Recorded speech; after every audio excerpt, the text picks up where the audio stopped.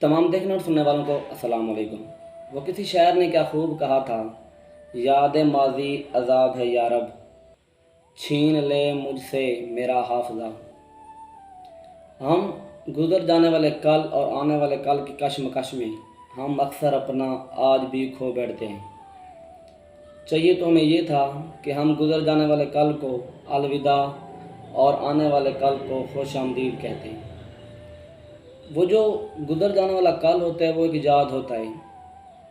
हमें उस याद से सबक ज़रूर सीखना चाहिए, लेकिन अपनी ज़िंदगी को उस याद की जंजीरों में कैद ना करें, क्योंकि आने वाला जो कल होता है वो एक अल्लाह ताला की तरफ से नेमत और एक उम्मीद की किरण होता है।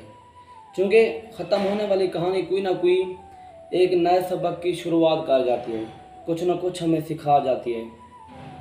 अक्लमंद इंसान वही होता है जो गुजर जाने वाले कल से अपनी गलतियों का अदाला करे, उससे सबक सीखे और अपने आने वाले कल को बेहतर बनाए। जी, हम पे मुनहसर होता है कि हम अपने आने वाले कल को भी बेहतर बनाते हैं या उसे भी माजी का किस्सा बनाते हैं। अपना बहुत सारा ख्याल रखिएगा। अल्लाह निगहबान।